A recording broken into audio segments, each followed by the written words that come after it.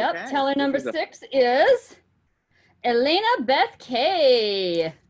All right, everybody, welcome to the stage, Elena. So I grew up in New York City, and when I graduated college, all I wanted was to act. I'd loved it since I was 7 years old, and the idea of doing anything besides being on a stage or spending all day long in rehearsal was not what I wanted to do. But as they say, you do have to have a day job. And what does every actor in New York have as a day job at the beginning? Waitressing. So I tried that, and I was really good when it was very slow. I felt like I was giving a party, being a hostess, but when it was fast, I got no tips. At a fancy French restaurant for breakfast, I was carrying a big tray, and a fly went down my uniform, and I kind of had a fit, and the food went all over everybody. So waitressing wasn't the best day job. So then I tried a lot of temp jobs, and they were really fun, really interesting.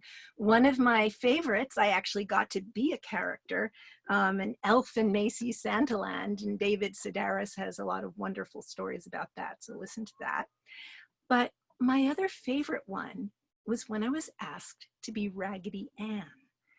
I don't know if you all know who Raggedy Ann was, but she was the soft rag doll that always had a kind smile on her face.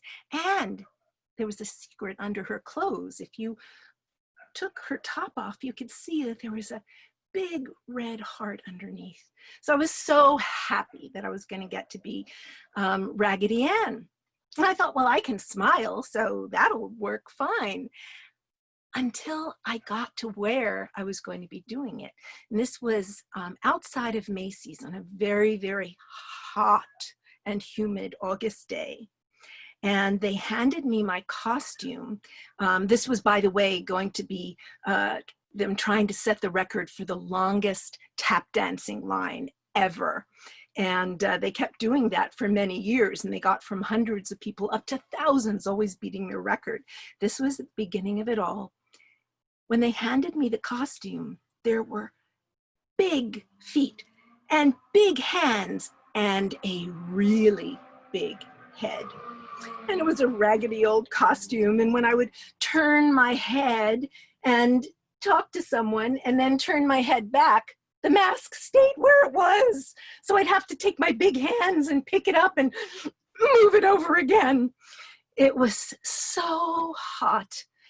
And I thought, well, as much fun as I had doing this, I don't think I ever want to be Raggedy Ann again, until I was asked about a year later to be Raggedy Ann. They said, we have a much better costume. And it was so sleek. It was the way that we reacted to the spacesuits that in the Tesla rocket that just went up.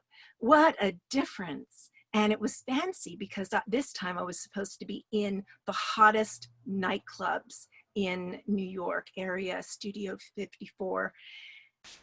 As I was there as Raggedy Ann, the thing I remember the most is how all the cool people, and you have to understand, to get into these discos, nightclubs was very hard. And there were bouncers. They were notorious for turning people away if they didn't look right. So everyone was so cool until they saw Raggedy Ann. And then I saw them drop everything of coolness and fanciness, and they would run to me and hug me. And I saw their inner child. And that's something that we all get to see, I think, when we tell a story, not on a webcam, but actually to other people. Have you ever had that where you see everything just dropping away and they're just there with you? So remember now, I'm going to remember all those wonderful people that let their masks drop away, whether it was for Raggedy Ann or for listening to us as storytellers. Let's all take a moment, remember those faces, and feel gratitude.